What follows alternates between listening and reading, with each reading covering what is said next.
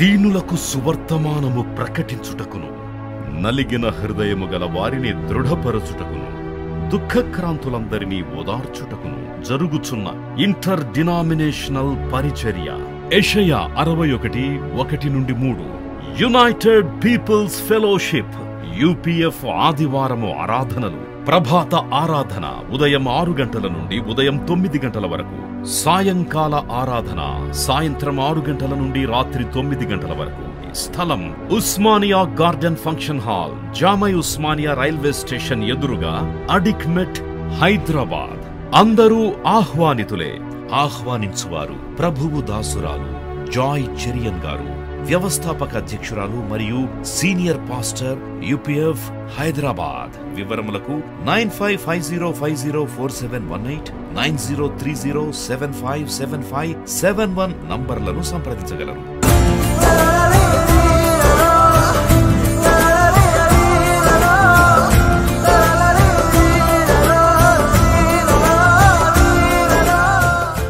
విశ్వాస పరీక్ష, the test of faith. మనకు తెలుసు కదా, లోకమును జయించు విజయము మన విశ్వాసం. యేసు ప్రభునందు విశ్వాసం ఉంచువారు ఈ లోకాన్ని జయిస్తారు. ఆయన వృజనమంతటి మీద విజయాన్ని సాధించి మనకు ఇచ్చినాడు. కాబట్టి విశ్వాసంతోనే మనం అనేకమైన కార్యాలను మరి జయిస్తున్నాం. అన్నిటి మీద విజయం తెచ్చేది విశ్వాసం, యేసు రక్షణ విశ్వాసం. ఈరోజు గిదియోను ఒక విశ్వాసం మనం చూద్దాం. గిదియోను ఒక పేరు. హెబ్రీలకు రాసిన పత్రిక, ఇది విశ్వాస వీరుల జాబితా. హెబ్రీ 11:32 ఈ మాట చూడండి. హెబ్రీలకు రాసిన పత్రిక 11:32. ఇకను ఏమి చెప్పుదును? గిదియోను, బారాకు, సంసోను, యెఫ్తా, దావీదు, సమూయేలును వారిని గురించి ప్రవక్తలను గురించి వివరించటకు సమయము చాలదు. వారి విశ్వాసము ద్వారా రాజ్యములను జయించిరి, నీతి కార్యములను జరిగించిరి, వాగ్దానములను పొందిరి, సింహముల నోళ్లను మూసిరి, అగ్ని బలమును చల్లార్చిరి, ఖడ్గధారను తప్పించుకొని బలహీనులుగా ఉండి బలపరచబడిరి, యుద్ధములో పరాక్రమశాలురైరి, అన్యుల సేనలను పారదోలి, స్త్రీలు మృతులైన తమ వారిని పునరుద్ధానం వల్ల మరల పొందిరి. అంటే ఇవన్నీ కూడా విశ్వాసం ద్వారా జరిగిందని. ఈ విశ్వాస వీరుల జాబితాలో గిడియోను ఉన్నాడు. గిడియోను మరి దేవుడు ఏర్పాటు చేసుకున్న ఒక వ్యక్తి అని మనకు న్యాయాధిపతుల గ్రంథం 6-7-8 మనం చూస్తాం. మిద్యానీయులు ఇశ్రాయేలును చాలా బాధ పెడుతూ ఉన్నారు. వారి పంటను పాడు చేస్తున్నారు, వారి పశువులను పాడు చేస్తున్నారు, వారిని చంపుతూ ఉన్నారు. వారు అప్పుడు దిక్కు తోచకుండా దేవుడనే యెహోవాకు మొరపెడుతున్నారు. పదే పదే ఈ మాట మీరు చూస్తారు. ఇశ్రాయేలు ప్రజలు ఎప్పుడైతే శత్రువులు ఎదుట నిలవలేకపోతున్నారో వారు యెహోవా దేవునికి మొరపెట్టినప్పుడు దేవుడు జాలి కలిగి వారికి ఒక ప్రవక్త లేక ఒక నాయకుడు దేవుడు ఏర్పాటు చేయడం ఇవి చరిత్రలో మనం పాత నిబంధనలో చూస్తున్నాం. ఇక్కడ న్యాయాధిపతులు 6వ అధ్యాయం మీరు చూడండి. ఇశ్రాయేలీయులు యెహోవా దృష్టికి దోషులైనందున యెహోవా 7 ఏళ్ళు వారిని మిద్యానీయులకు అప్పగించాను. చూడండి, మిద్యానీయులు శత్రువులు. ఈ శత్రువుల చేతికి దేవుని ప్రజలను అప్పగించేసినాడు. ఎందుకంటే చెప్పిన మాట వినడం లేదు. కొండల్లో, గుట్టల్లో, గుహల్లో, వాగుల్లో దాచుకుంటున్నారంట, దాచుకుంటున్నారంట దేవుని ప్రజలు. శత్రువులు ఎదుట నిలవలేక ఓడిపోతూ ఉన్నారు. ఓడిపోతున్నప్పుడు వారికి దాగుచోటు లేదు. వారు అటు ఇటు పరిగెత్తి వారి ప్రాణాన్ని కాపాడుకుంటానికి ప్రయత్నిస్తున్నారు. మిద్యానీయుల దండు ఎంత పెద్దగా ఉందంటే 3వ వచనంలో ఇశ్రాయేలు విత్తనములు విత్తిన తర్వాత మిద్యానీయులు అమాలేకీయులను తూర్పున నుండి వారును తమ పశువులను గుడారములను తీసుకొని మిడతల దండంత విస్తారముగా వారి మీదికి వచ్చి వారి ఎదుట దిగి గాజాకు పోవునంత దూరం భూమి పంటను పాడు చేసి ఒక గొర్రెను కానీ, ఎద్దును కానీ, గాడిదను కానీ, జీవన సాధనమైన మరి దేనిని కానీ ఇశ్రాయేలులకు ఉండనీయలేదు. పంటను పాడు మిడతల్లాగా. చూడండి, పచ్చని పైరు మీద ఒక దండు మిడతలు వచ్చేస్తే కన్ను మూసి తెరిచేలోగా ఇంకేం మిగలదు, ఉట్టి భూమే చూస్తాం అన్నమాట. మిడతలు అలాంటి హాని పంటకు చేస్తుంది. అలాగే ఈ మిద్యానీయులు మిడతల దండంత, అంటే లెక్కింపలేనంత సైన్యంగా ఈ శత్రువులు వచ్చి ఇశ్రాయేలు వారి పొలాలను, పశువులను ఏది మిగలకుండా అన్నిటిని నాశనం చేస్తూ ఉన్నారు. 6వ వచనం చూడండి. వారు దానిలోకి వచ్చి ఇశ్రాయేలు మిద్యానీయుల వల్ల మిక్కిలి హీన దశకు వచ్చినప్పుడు వారు యెహోవాకు మొర్ర పెట్టిరి. కష్టాలు వచ్చినప్పుడే మొర్ర పెడతారు కదా, ఎవరైనా అంతే. అన్నీ బాగున్నప్పుడు దేవుడు అవసరం లేదు. అయినా దేవుడు జాలిగల దేవుడు వారి మొరను విని మరి గిదియోను లేవనెత్తుతున్నాడు. దేవునికి స్తోత్రం, హల్లెలూయా. ప్రజలు దేవుని మార్గంలో నడవడానికి దేవుడు ఒక్కొక్కరిని నాయకుల, ప్రవక్తల, రాజుల, న్యాయాధిపతుల ఆయా సమయాల్లో తన ప్రజలు తన దారిలో నడవడానికి వారిని లేవనెత్తుతూ ఉంటాడు. దేవునికి స్తోత్రం, హల్లెలూయా. ఎంత గొప్ప దేవుడు అండి, ప్రేమగల దేవుడు. ఈ గిద్యోను చాలా పెరిగివాడు, భయస్థుడు, పెద్ద ధైర్యం ఏమీ లేదు. ఇంత గొప్ప ప్రజానికానికి ఒక నాయకుడు కావాలంటే ఎంత ధైర్యం కావాలి, తగిన అర్హతలు ఏమున్నది ఈ గిద్యోనులు అంటే అంతగా ఏమీ లేదు. పెద్ద కుటుంబం, శ్రేష్టత చెప్పుకోవడానికి కూడా లేదు. న్యాయాధిపతులు 6:11 యెహోవా దూత వచ్చి అబీజ్రీయుడైన యోవాషునకు కలిగిన ఓఫ్రాలోని మస్తకి వృక్షం కింద కూర్చుండెను. యోవాషు కుమారుడైన గిద్యోను మిద్యానీయులకు మరుగయుండినట్లు గానుగ చాటున గోధుమలను దుళ్ళగొట్టుచుండగా, అంటే శత్రువులకు భయపడి, మిద్యానీయులకు భయపడి గిద్యోను గానుగ చాటున గోధుమలను దుళ్ళగొడుతున్నాడు. సాధారణంగా గోధుమలు ఎక్కడ దుళ్ళగొడతారంటే ఒక ఎత్తైన స్థలంలో దుళ్ళగొడతారు, ఎందుకంటే గట్టిగా గాలి వీచినప్పుడు పొట్టంతా ఎగిరిపోవాలని. అలాగూ ఎత్తు స్థలంలో గోధుమలు దుళ్ళగొట్టాలి, కానీ ఒక లోయలోకి పోయి దాక్కుని అక్కడ గానుగ చాటున గోధుమలు దుళ్ళగొడుతున్నాడు, ఎందుకంటే శత్రువుల కంట పడకుండా తను తాను కాపాడుకుంటున్నాడు. ఆ గోధుమలు కూడా ఎవరి కొరకు? తనకు, తన ఇంటి వారి కొరకు. అట్టి పరిస్థితిలో 12వ వచనం, యెహోవా దూత అతని కనబడి పరాక్రమం గల బలాఢ్యుడా, యెహోవా నీకు తోడై ఉన్నాడు అతనితో అనగా. చాలా సంవత్సరాలు నాకు అర్థం కాలేదు, ఏంటి ఎంత పెద్ద బలాఢ్యుడా, ఆయన పరాక్రమవంతుడా, దేవుని దూత ప్రత్యక్షమై ఇలాగూ సంబోధించడం ఏంటి? పరాక్రమం గల బలాఢ్యుడా, యెహోవా నీకు తోడై ఉన్నాడు. చప్పట్లు కూడా దేవుని స్తుతించండి, హల్లెలూయా. యెహోవా తోడుగా ఉన్నాడు, అందుకే పరాక్రమవంతుడు. యెహోవా తోడుగా ఉన్నాడు, అందుకే బలాఢ్యుడు. పౌలు అన్న మాట నాకు జ్ఞాపకం వచ్చింది, నేను ఎప్పుడు బలహీనుడనో అప్పుడే నేను బలవంతుడు, నా బలహీనత ఎందే ఆయన శక్తి సంపూర్ణము. అంటే ఇతని బలం కాదన్నమాట, ఇతని పరాక్రమం కాదు. మరి మనకేమో పిరికివాడుగా కనబడుతున్నాడు, కానీ రాబో దినాల్లో ఆయన గొప్ప పరాక్రమ కార్యాలు చేయాలని దేవుని దృష్టిలో అతడు పరాక్రమవంతుడుగా కనబడుతున్నాడు. God always sees in a different angle. మనం ఒక వ్యక్తిని ఒక యాంగిల్లో చూస్తాం, కానీ దేవుడు ఎప్పుడు ఆ యాంగిల్లో చూడడు. మరి గొప్ప ప్రణాళిక ఆ వ్యక్తి పట్ల దేవునికి ఉంటుంది. గిద్యోను 13వ వచనం చూడండి, న్యాయాధిపతులు 6:13. గిద్యోను చిత్తము నా ఏలినవాడా, యెహోవా మాకు తోడై ఉండిన యెడల ఇదంతయు మాకేలా సంభవించింది. న్యాయంగానే మాట్లాడుతున్నాడు కదా, దేవుడే మాకు తోడుంటే, యెహోవా నీకు తోడున్నాడా నేను అంటున్నావే, మరి దేవుడే ఒకవేళ మాకు తోడుంటే ఇదంతా ఇంత కీడు మాకు ఎలా సంభవిస్తుంది? శత్రువులు ఎలా మా మీద ఈ విధంగా విజృంభిస్తారు? యెహోవా ఐగుప్తులో నుండి మమ్మల్ని రప్పించనని చెప్పుచు మా పితరులు మాకు వివరించిన ఆయన అద్భుత కార్యములన్నీ ఏమాయను? దేవుడు తోడున్నాడంటే మేము ఎలా నమ్మాలి? యెహోవా మమ్మల్ని విడిచిపెట్టి మిద్యానీయుల చేతికి మమ్మల్ని అప్పగించిన తనతో చెప్పాను. ఇప్పుడు దేవుడు మాకు తోడుండేది, దేవుడు ఇప్పుడు ఎవరికి తోడున్నాడు? మా శత్రువులకు తోడున్నాడు, మమ్మును మిద్యానీయుల చేతులకి అప్పగించినాడని గిద్యోను అంటూ ఉన్నాడు. అంతటా యెహోవా అతని తట్టు తిరిగి 14వ వచనం, బలము తెచ్చుకొని వెళ్ళి మిద్యానీయుల చేతిలో నుండి ఇశ్రాయేలును రక్షింపుము, నిన్ను పంపిన వాడను నేనే అని చెప్పగా. ఎంత పెద్ద మాట అండి, ఇదే పిలుపు అన్నమాట. పిలుపు అంటే ఏంటంటే వాట్ ఈస్ ద కాలింగ్? ఆయన సాధారణమైన ఒక వ్యక్తి జీవితంలో గొప్ప పిలుపు.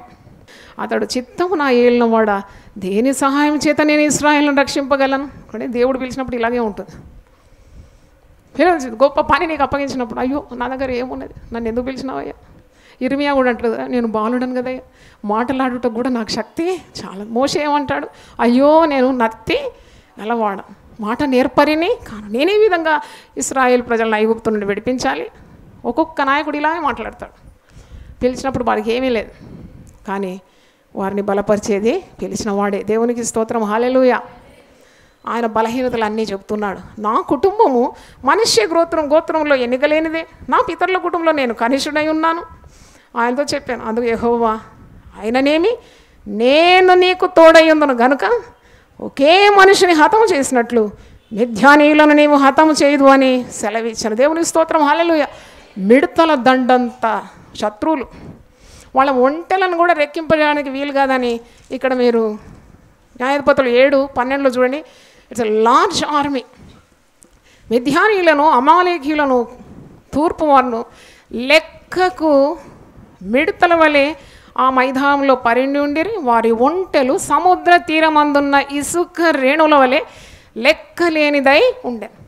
లెక్క లేకుండా ఒంటెలు కూడా లెక్క పెట్టడానికి వీల్లేదు. అది సముద్ర తీరం అందులో ఇసుకల్లాగా ఉందట ఒంటెలు. ప్రజలు ఆ జనము మిడతల్లాగా ఉన్నారట, లెక్క పెట్టడానికి వీలు కాదు. అంటే ఇంత గొప్ప సైన్యాన్ని ఒక్కడు గెలవాలి. దేవుని మాట వచ్చింది, నేను నీకు తోడుంటా. అదే గొప్ప అభయవాకు. దేవుని స్తోత్రం, హల్లెలూయా. నువ్వు పిరిగివాడవో, నువ్వు బలహీనుడవో, నువ్వు ఏ సామర్థ్యం లేనివాడవో, కానీ నేను నీకు తోడుంటా, రక్షింపగలవు.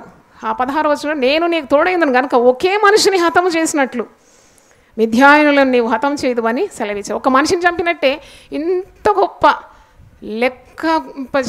లెక్కింప శక్యముగానంత ఇసుక రేణువులలో ఉంది ఒంటెల సమూహమే. మరి ఇంత గొప్ప శత్రు సైన్యాన్ని నీవు ఓడిస్తావు, ఒక్క మనిషిని ఓడించినట్టు ఓడిస్తావు. గిదియోను ఇంకా నమ్మడం లేదు దేవుణ్ణి కదా. దేవుడు ఇంత గొప్ప మాట అంటే నమ్మడం లేదు. నిజంగా నువ్వు మాట్లాడితే నాకు ఈ సూచన చూపెట్టు, నాకు ఆ సూచన చూపెట్టు, 3 సూచనలు అడుగుతారు. మీరు చక్కగా ధ్యానిస్తే మీకు అర్థమవుతుంది. ఈరోజు మరి మనం నేర్చుకుంటున్నాం, గిద్యోను మిథ్యానీయులను ఓడించినాడు దేవుని సహాయం చేత. ప్రజలందరూ కూడా అతనికి రాజు ఒక స్థానాన్ని ఇచ్చినట్టు వాక్యంలో మీరు చూస్తారు. కొద్దిగా నిమ్మలంగా దేవుని నమ్మిన చాలా దృఢంగానే తన విశ్వాసం స్థిరపరచబడింది. దేవుని తోడును గ్రహించి అతడు మిథ్యానీయుల చేతి నుండి ఇశ్రాయేలు ప్రజలను విడిపించగలిగినాడు, మిథ్యానీయులను ఓడించగలిగినాడు. బలాఢ్యుడుగా, పరాక్రమవంతుడుగా గిద్యోను సూచనలు అడిగినాడు. మీరు అది కింద చదివితే మీకు అర్థమవుతుంది. దేవుడు ప్రతి సూచన అతనికి అనుగ్రహించి మరి దేవుని యొక్క ఉనికిని తెలుసుకో రీతిగా గిద్యోనుకు సహాయం చేసినాడు. పరిశుద్ధ గ్రంథంలో చూసినప్పుడు ఆయన తన సేవ కొరకు, తన పరిచర్య కొరకు ధనవంతులను ఎన్నుకుంటాడా, బలం ఉన్నవారిని ఎన్నుకుంటాడా, అందమున్న వారిని ఎన్నుకుంటాడా, యోగ్యులను ఎన్నుకుంటాడా అంటే కానే కాదు. తన ఏర్పాటు ఏ విధంగా ఉంది? 1 కొరింథీ 1వ అధ్యాయము 26వ వచనం నుండి చూడండి. అపోస్తలుడైన పౌలు కొరింథీయులకు రాసిన 1వ పత్రిక 1వ అధ్యాయం 26. సహోదరులారా, మిమ్మల్ని పిలిచిన పిలుపును చూడుడి. మీలో లోకరీతిని జ్ఞానులైనను ఘనులైనను గొప్ప వంశం వారైనను అనేకులు పిలువబడలేదు. కానీ ఎవరెవరు ఉన్నారండి ఈ లిస్టులో? మిమ్మల్ని పిలిచిన పిలుపును చూడుడి. మీలో లోకరీతిని జ్ఞానులైనను ఘనులైనను గొప్ప వంశం వారైనను అనేకులు పిలువబడలేదు. కానీ ఏ శరీరయు దేవుని ఎదుట అతిశయింపకుండానట్లు జ్ఞానులను సిగ్గుపరచుటకు లోకములో నుండి వెర్రి వారిని దేవుడు ఏర్పరచుకొనుచున్నాడు. చప్పట్లు కొట్టి దేవుని స్తుతించు. హల్లెలూయా. మరి ఈ వాక్యం ఎవరి కొరకో నాకు అర్థం కాదు. నేను ప్రసంగం చేస్తున్నప్పుడు కూడా నేను అనుకుంటున్నాను, ఎవరి కొరకబా ఈ సిద్ధపరిచిన ఈ మాట. దేవుని వాక్యం వింటున్న వాళ్ళు, నాకు అర్హత ఉందా దేవుని సేవ చేయడానికి? Can I serve the lord?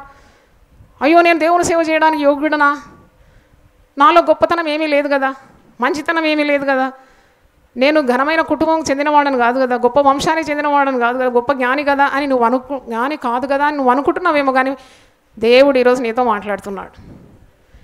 హల్లెలూయా. దేవునికి నువ్వు అవసరం అన్నమాట. You are needed by God. నీకున్న కొద్దితో నువ్వు అడుగు వేయి, దేవుడిని అపారమైన దైవ జ్ఞానంతో నింపేస్తాడన్న దేవునికి స్తోత్రం. హల్లెలూయా. 5 రొట్టెలు 2 చేపలు యేసుక్రీస్తు చేతిలో పడినప్పుడు 5,000 మందికి పైగా స్థానంగా అది వృద్ధి పొంది ఆహారంగా మారిపోయింది. బలవంతులు కూడా చేయలేని పని ఒక బలహీనను తీసుకొని దేవుడు తన బలాన్ని వారి ద్వారా చూపెడతాడు లోకానికి. అంటే he can take a weakling, call him for God service and show his strength, not the person strength. పిలిచిన వాని బలాన్ని పిలుపు అందుకున్న వానిలో ఆయన ప్రత్యక్షపరుస్తాడని అర్థం. లోకంలో బలవంతులను సిగ్గుపరచడానికి ఆయన బలహీనలను ఎన్నుకుంటాడు. ఎన్నికైన వారిని వ్యర్థము చేయుటకు లోకములో నీచులైన వారిని, తృణీకరింపబడిన వారిని, ఎన్నిక లేని వారిని దేవుడు ఏర్పరచుకొని ఉన్నాడు. అయితే ఆయన మూలంగా మీరు క్రీస్తు యేసునందున్నారు. ఎందుకు ఈ విధంగా ఎన్నిక చేసుకుంటాడంటే, ఎవ్వడు కూడా గర్వించకుండా, అతిశయపడకుండా, నా గొప్పతనం ద్వారానే నేను దేవుని సేవలో పిలువబడినాను, నా జ్ఞానం ద్వారా, నాకున్న సామర్థ్యం అని అనకుండా, పిలువబడిన వాడు కేవలం క్రీస్తునందే అతిశయించాలి.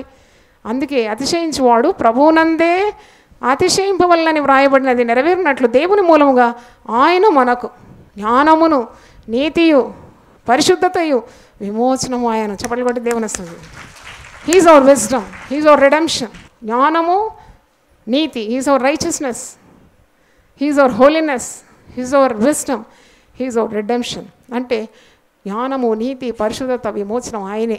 కాబట్టి ఆయన ఈ విధంగా ఎన్నికలేని వారిని ఎన్నుకొని ఘనపరుస్తాడు, తన సేవలో వాడుకుంటాడు అని మనకు అర్థమవుతుంది.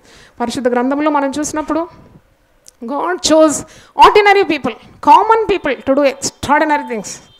సాధారణమైన వ్యక్తులను దేవుడు ఎన్నుకున్నాడు అసాధారణమైన కార్యాలు చేయడానికి. వాక్యంలో మీరు చూసినప్పుడు యాకోబు పేరంటేనే ఏం పేరండి? మోసగాడు. యాకోబును దేవుడు ఎన్నుకున్నాడు, తల్లి గర్భంలోనే ఎన్నుకున్నాడు. ఫాదర్ ఆఫ్ ఇజ్రాయెల్ అయిపోయాడు, ఇజ్రాయెల్గా మార్చినాడు. అంటే అంత గొప్ప స్థాయికి యాకోబును దేవుడు మరి ఎదిగించినట్టు మనం చూస్తున్నాము. తర్వాత యోసేపు గురించి చూసినప్పుడు ఒక బానిసగా గుంటలో పడి సహోదరుల చేత ద్వేషింపబడి ఒక బానిస. కానీ బానిసని దేవుడు ఐగుప్తు రాజ్యం అంతటికి అధికారిగా మార్చేసినాడు. చప్పట్లు కొట్టి దేవుని స్తుతిద్దాం. మోషే ఎవరు? మోషే ఒక గొర్రెల కాపరి, రాజగృహంలో పెరిగినాడు, తర్వాత గొర్రెలు కాస్తున్నాడు, ఒకని హత్య చేసినాడు, హంతకుడే. కానీ దేవుడు తన ప్రజలను ఐగుప్తు బానిసత్వం నుండి విడిపించడానికి ఎన్నుకున్నాడు. దేవునికి స్తోత్రం. చప్పట్లు కొట్టి దేవుని స్తుతిద్దాం. అంటే నువ్వు మాట నేర్పరి కాదు. తర్వాత బైబిల్లో యెఫ్తా ఎవరు అన్నప్పుడు he was son of a prostitute, ఒక వేశ్య కుమారుడు. కానీ అమ్మోనీయుల చేతి నుండి ఇశ్రాయేలు ప్రజలను విడిపించడానికి యెఫ్తాను దేవుడు వాడుకున్నాడు. చప్పట్లు కొట్టి దేవుని స్తుతిద్దాం. హల్లెలూయా. హన్నా గురించి మీరు ధ్యానిస్తే ఒక సాధారణమైన స్త్రీ, చిన్న ఆర్డినరీ ఉమెన్, అసలు గొడ్రాలు. పిల్లలు లేకుండా అంటారు గొడ్రాలని, కానీ గొడ్రాళ్ళందరూ ప్రార్థన చేయాలి. పరిశుద్ధ గ్రంథంలో ఒక వాగ్దానం ఉంది, గొడ్రాలు 7 పిల్లలు అంటుందని. చప్పట్లు కొట్టి దేవుని స్తుతించండి. అయ్యో ఇది ఎలా సాధ్యం అనుకోకండి. With God all things are possible. దేవునికి సమస్తం సాధ్యమని నమ్మాలి. మరి దావీదు చూసినప్పుడు ఎవరు? దావీద్ మహారాజ్ అంటాం, కానీ పుట్టుకతో మహారాజు కాదు ఆయన. గొర్రెల కాపరి. గొర్రెల దొడ్డి నుండి నన్ను నీవు సింహాసనం మీదకి కూర్చోబెట్టినావు కదా అని చాలాసార్లు వాక్యంలో మనం చూస్తాం. Humble beginning, but end was very grand. మరి దావీదు ఒక మహారాజుగా ఇస్రాయిల్లోకి వెళ్ళా గొప్ప రాజు ఎవరు అంటే తప్పకుండా అందరు ఏమంటారు? దావీదు మహారాజు. ఎన్ని కీర్తనలు, దాదాపు 70కి పైగా కీర్తనలు రాసినాడు. దేవుని హృదయానుసారుడు అని ఆయన పేరు. మరి ఇంకా వాక్యంలో చూసినప్పుడు ఎజ్రా ఒక శాస్త్రి, కానీ దేవుని ప్రజలను నడిపించడానికి దేవుడు అతన్ని లేవనెత్తినాడు. 2 గ్రంథాలు, పరిశుద్ధ గ్రంథంలో 66 గ్రంథాల్లో 2 గ్రంథాలు ఎజ్రా రాసినాడు. చెప్పగలుగుతారా? ఎజ్రా గ్రంథం, నెహెమియా గ్రంథం, ఈ 2 గ్రంథాలు కూడా ఎజ్రానే రాసినట్టు మనం చూస్తున్నాం. అలాగే మరి వాక్యంలో ఎస్తేర్ గురించి చదువు. Who is Esther? Esther is an orphan, ఒక అనాథ. ఆమె తల్లిదండ్రులు కూడా లేనిది, కానీ అనాథ బాలిక. రాణి స్థానానికి దేవుడు హెచ్చించే దేవుడు అండి. హెచ్చు ఎక్కడి నుండి వస్తుందంటే దేవుని యొద్ద నుండే రావాలి. ఒక అనాథ వాళ్ళ అడ్రస్ లేని పిల్ల, కానీ రాణిగా మారిపోయింది. ఎందుకు రాణిగా మార్చినాడు? దేవునికి ఒక ఉద్దేశం ఉంది. తన ప్రజలను కీడు నుండి, మరణం నుండి యూదులను రక్షించడానికి దేవుడు ఎస్తేర్ను వాడుకున్నాడు. చప్పట్లు కొట్టి దేవుని స్తుతిద్దాం.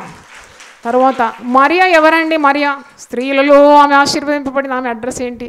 మరియా ఒక పేద బీద వడ్ల కన్య, వడ్లవాణి కుటుంబంలో పుట్టిన ఒక కన్య, ఒక యూదురాలు. పేదది బీదది, గొప్పదేం కాదు, కానీ దేవుడు ఆమెను ఎన్నుకున్నాడు. ఆమెను ఎన్నుకొని లోక రక్షకునికి తల్లిగా మారిపోయింది. దేవునికి స్తోత్రం. హల్లెలూయా. తర్వాత ఇంకా చాలామంది ఉన్నారు అలాగే చెప్పాలంటే. యేసుప్రభు శిష్యుల్లో మత్తయ్య అని ఒక శిష్యుడు ఉన్నాడు. మత్తయ్య ఎవరు అంటే ఒక పాపి, సుంకరి. ఆనాడు యేసుప్రభు దినాల్లో పాపులు సుంకర్లు అనే ద్వంద్వ పదం వాడేది. ఎందుకంటే సుంకర్లు పాపులతో సమానం అన్నమాట. లంచగొండులు, ప్రజలను పీడించి డబ్బు వసూలు చేస్తారు కాబట్టి వారిని పాపులతో సమానంగా పిలిచేది. ఈ పాపి సుంకరి, సుంకపు గుత్తదారి. ఇతన్ని దేవుడు పిలిచినప్పుడు పిలుపుకు లోబడినాడు. పాప జీవితాన్ని వదిలిపెట్టినాడు. అపోస్తలుడుగా మారిపోయినాడండి. హల్లెలూయా చెప్పండి గట్టిగా. He became a apostle. అపోస్తలుగా మారిపోయినాడు. A simple tax collector becomes an apostle. పేతురు ఎవరు అంటే చేపలు పట్టేవాడు. పేతురు ఏమైనా చెప్పుకోదగ్గ కుటుంబ శ్రేష్టత ఉన్నదా? ఏం కులం అయ్యా అంటే బేస్తోలం అండి. ఏం పని చేస్తాడంటే చేపలు పడతాం. కానీ యేసయ్య పిలిచినాడు. అంటే సిలువ దగ్గర నిలబడడానికి కూడా శక్తి లేని పేతురే తర్వాత పశ్చాత్తాపమైన హృదయంతో ప్రభువును వేడుకున్నప్పుడు మేడగదిలో పరిశుద్ధాత్మ కొరకు వేచి ఉన్నాడు. పరిశుద్ధాత్మ కుమ్మరింపబడిన తర్వాత ఎంత ధైర్యంగా యేసును గురించి బోధిస్తున్నాడు. యేసునందే రక్షణ, మరి ఏ మార్గం మీకు లేదని అంటున్నాడు. అంతవరకు పిరిగివాడే, కానీ ధైర్యం పొందుకున్నాడు. దేవుని ద్వారా ధైర్యం పొందుకున్నాడు. పేతురు నీడబడితే చాలంట, నీడ. పేతురు గొప్ప సేవ చేసినాడు. దాని తర్వాత తలక్రిందులుగా సెలవు వేయబడినాడు. హతసాక్షిగా తన ప్రాణం అర్పించినాడు. ముందు చూస్తే పిరికివాడు, బలహీనుడు, విద్య లేని పామరుడు. తర్వాత చూసినప్పుడు లోకాన్ని తలక్రిందులు చేసే వ్యక్తిగా మారిపోయినాడు. దేవునికి స్తోత్రం, హల్లెలూయా. ఇలాగ చాలామంది ఉన్నారు పరిశుద్ధ గ్రంథంలో. Humble beginning, great endings. అంటే వారు దేవుని స్వరానికి లోబడి దేవుని విధేయత చూపినప్పుడు అద్భుతమైన రీతిలో దేవుడు వారిని వాడుకున్నాడు. ఈరోజు ప్రభు మనందరితో మాట్లాడుతున్నాడు. ఆయన తన పరిశుద్ధాత్మ వరములను నీకు అనుగ్రహిస్తాడు. ఆయన ఆత్మని నీ మీద కుమ్మరిస్తాడు. ఎవరు ఊహించలేని కార్యాలు నీ ద్వారా దేవుడు జరిగించనై ఉన్నాడు. దేవునికి స్తోత్రం. God can do great things through you. దేవుడు అద్భుతములను చేయగలడనే విశ్వాసం నీకు ఉండాలి. నీకున్న ఏదైనా కానీ దేవునికి సమర్పించడానికి, దేవుని మాటకు లొంగడానికి, ఆ పిలుపుకు విధేయత చూపెట్టడానికి నువ్వు ఎప్పుడు వెనకాడకూడదు. ఒకవేళ దేవుడు నిన్ను పిలిచినా నువ్వు వెనకంజ వేస్తే there will be a great loss. ఆ నష్టము ఎంతో తీరని నష్టం. ఎందుకంటే నువ్వు దేవుని శక్తిని కించపరిచినావు, దేవుని పిలుపును లెక్క చేయలేదు. కాబట్టి చాలా చాలా కీడు నిన్ను వెంటాడుతుంది. పరిశుద్ధ గ్రంథంలో ఒక మాట ఉంది చూడండి. ద్వితీయోపదేశకాండం, ఈ చదివి నేను ముగిస్తాను. ద్వితీయోపదేశకాండం 47వ వచనం నేను చదువుతాను, శ్రద్ధగా మీరు చూడండి. ద్వితీయోపదేశకాండం 28:47. నీకు సర్వ సమృద్ధి కలిగి ఉండి నీవు సంతోషంతోనూ హృదయానందంతోనూ నీ దేవుడని యెహోవాకు నీవు దాసుడవు కాలేదు కనుక ఆకలి దప్పులతోనూ వస్త్రహీనతతోనూ అన్ని లోపములతోనూ యెహోవా నీ మీదకు రప్పించు, నీ శత్రువులకు దాసుడవగదు. ఇది నీకు సర్వ సమృద్ధి కలిగి సంతోషంతో హృదయానందంతో నీ దేవుడైన యెహోవాను నీవు సేవించలేదు కనుక ఒకరోజు వస్తుంది ఆకలి దప్పులతో వస్త్రహీనతతో అన్ని లోపములతో యెహోవా. అప్పుడు దేవుని సేవ కాదంట. ఎవరు సేవ చేయాలంటే అప్పుడు యెహోవా నీ మీదికి రప్పించు, నీ శత్రువులకు దాసుడవగదు. ఆ దినం రాకుండా ఉండును గాక. దేవుని స్తోత్రం. అంతకుముందే మనం సెట్ అయిపోవాలి. దేవా నన్ను పిలిచినావా, నేను విధేయుడను అవుతాను. నన్ను పిలిచినావా, నేను విధేయురాలు అవుతాను. నీ సేవ చేయడానికి నన్ను ముందడుగు వేస్తాను. నాలో ఉన్న గొప్పతనం నాకు తెలియదు, నీకే తెలుసు. గిద్యోనులో గొప్పతనం ఉందని గిద్యోనికి ఏం తెలుసు? గోధుమలు కొడుతూ గానుగ చాటున పిరికివాడుగా భయపడుతూ మిద్యానీయులకు భయపడుతూ ప్రాణాన్ని దక్కించుకోవాలని ఆ ధైర్యంతో ఉన్నవాడు తన కుటుంబానికి కావలసిన ఆహారం సిద్ధపరచుకుంటున్నాడు. కానీ ఒక్కసారి దేవుడు పిలిస్తే తన కుటుంబానికి మాత్రం కాదు, ఇశ్రాయేలు ప్రజలందరికీ కూడా ఆయన ప్రయోజనకరమైన నాయకునిగా మారిపోయినాడు. దేవునికి స్తోత్రం. హల్లెలూయా, హల్లెలూయా. మా కుటుంబం బాగుండాలండి, మా ఇంట్లో అందరూ బాగుండాలి, అంతేకాదు. దట్స్ వెరీ లిమిటెడ్ అన్నమాట. ఇతరుల గురించి ఆలోచించు. ఈరోజు నేను దేవుణ్ణి అడిగిన, దేవా నాకు ఆత్మల భారం దయచేయి. నువ్వు నన్ను పిలుచుకున్నావు కదా, భారతదేశం ఎందుకు నశించిపోవాలి, భారతదేశంలో ఎందుకు ఇన్ని రేప్ కేసులు కావాలి, ఇన్ని ఖూనీలు ఎందుకు కావాలి, ఇంత అక్రమం ఎందుకు, ఇంత దొంగతనం ఎందుకు, ఇంత లంచగొండితనం ఎందుకు, నన్ను పిలుచుకున్నావు కదా, నన్ను లేవనెత్తు. దేవుని స్తోత్రం. ఈ గొప్ప ప్రార్థన ఈరోజు చేశాను. దేవుని స్తోత్రం. యూజ్ మీ లార్డ్, నన్ను వాడుకో ప్రభువా. ఈ రామ్నగర్ ప్రజలకు మాత్రమేనా, ఈ జంటనగర్ ఉన్న ప్రజలకు మాత్రమేనా? గొప్పగా నన్ను వాడుకో. ఐఎమ్ అవైలబుల్ లార్డ్, నేను నీకు అందుబాటులో ఉన్నాను, నన్ను లేవనెత్తి వాడుకోమని ప్రార్థన చేసినాను. మనం ఏదో సేవ చేసినామని తృప్తిపడి చేతులు కట్టుకొని ఉండడం కాదు, ఇంకా ఇంకా గొప్ప కార్యాలు ప్రభు కొరకు చేయాలి. తమ దేవుని ఎరుగువారు బలం కలిగి గొప్ప కార్యములను చేస్తారు. దేవునికి స్తోత్రం. హల్లెలూయా. తలలు వంచండి, ప్రార్థన చేసుకుందాం. హల్లెలూయా. ప్రతి ఒక్కరు కూడా ప్రార్థించాడు. దేవుడు నేను పిలిచినాడా, నీకు ఏదైనా సామర్థ్యం ఇచ్చాడా, శక్తిని ఇచ్చాడా, ఆరోగ్యం ఇచ్చాడా, ధనం ఇచ్చాడా, ఆత్మల భారం ఇచ్చాడా, పాటల వరం ఇచ్చాడా, స్వస్థత వరం ఇచ్చాడా, గృహాలు దర్శించే వరం ఇచ్చాడా, చెరసాలు దర్శించే వరం ఇచ్చాడా, అనాథులను ఆదుకునే దర్శనం ఇచ్చాడా? నీకు ఏ దర్శనం ఇచ్చాడు? నిన్ను నిష్ప్రయోజనిగా ఈ లోకంలోకి పంపలేదు దేవుడు. ఆ కారణంగా నువ్వు పుట్టలేదు. తప్పకుండా నువ్వు ఒక కారణ జన్మునివే, ఒక కారణ జన్మురాలివే. దేవా నా జీవితం ద్వారా నువ్వేమి ఉద్దేశించినావో దయతో నాకు బయలుపరచమని ప్రార్థన చేయాలి. నన్ను నీ సేవలో వాడుకో తండ్రి. ఏ విధంగా వాడబోతున్నావో నాకు బయలుపరచు తండ్రి. నువ్వు నాకు తోడున్నావని సూచనలు నాకు దయచేయి. ఆనాడు గిదియోను కూడా అడిగినాడు, సూచన దయచేయి ప్రభువా, సూచన దయచేయి దేవా. 3 సార్లు అడిగినప్పుడు 3 సార్లు కూడా దేవుడు సూచనలు ఇచ్చినాడు. సాధారణమైన వ్యక్తులను దేవుడు ఎన్నుకున్నాడు. అసాధారణమైన గొప్ప కార్యాలు వారి ద్వారా జరిగించినాడు. బలహీనలను ఎన్నుకొని తన బలాన్ని చూపెట్టినాడు. అబలులను ఏర్పరచుకున్నాడు, తన శక్తిని బయలుపరిచినాడు. ఈ ఆత్మతో నీ బిడ్డలను నడిపించమని, గొప్ప గొప్ప ఆత్మీయ వరములతో నీ బిడ్డలు నింపుమని యేసు నామములో అడిగి వేడుకుంటున్నాను తండ్రి. Amen, amen. దీనులకు సువర్తమానము ప్రకటించుటకును, నలిగిన హృదయము గల వారిని దృఢపరచుటకును, దుఃఖక్రాంతులందరినీ ఓదార్చుటకును జరుగుచున్న ఇంటర్ డినామినేషనల్ పరిచర్య. యెషయా 61:1-3. యునైటెడ్ పీపుల్స్ ఫెలోషిప్ యూపీఎఫ్ ఆదివారము ఆరాధనలు. ప్రభాత ఆరాధన ఉదయం 6 గంటల నుండి ఉదయం 9 గంటల వరకు. సాయంకాల ఆరాధన సాయంత్రం 6 గంటల నుండి రాత్రి 9 గంటల వరకు. స్థలం Osmania garden function hall, జామై Osmania railway station ఎదురుగా, అడిక్మెట్, హైదరాబాద్. అందరూ ఆహ్వానితులే.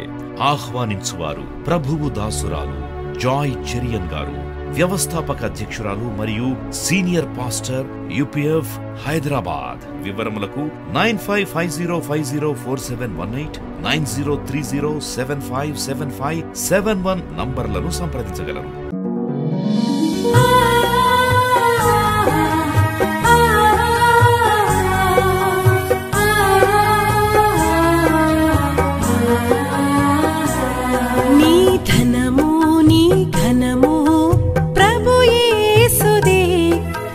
దశమా భాగమునీయ వెనుదీతువా.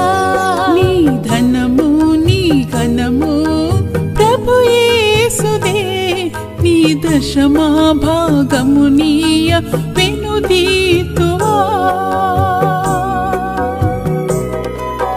ధరలోన ధనధాన్యములనీయగా కరుణించి కాపాడి రక్షింపగా. ధరలోన ధనధాన్యములనీయగా కరుణించి కాపాడి రక్షింపగా. పరలోకనాదుండు నీకీయగా మరి యేసు కొరకీయ వెనుదీతువా. పరలోకనాథుండు నీకీయగా మరి యేసు కొరకీయ వెనుదీతువా. నీ ధనము నీ ఘనము ప్రభు యేసుదే, నీ దశమా భాగమునీయ వెనుదీతువా. పాడి పంటలు ప్రభువు నీకీయగా కూడు గుట్టలు నీకు దయచేయగా. పాడి పంటలు ప్రభు నీకీయగా కూడు గుట్టలు నీకు దయచేయగా. వీడంగ ప్రభు యేసు నామంబును గడువేల ప్రభుకీయను క్రైస్తవా. వేడంగ ప్రభు యేసు నామంబును గడువేల ప్రభుకీయను క్రైస్తవా. నీ ధనము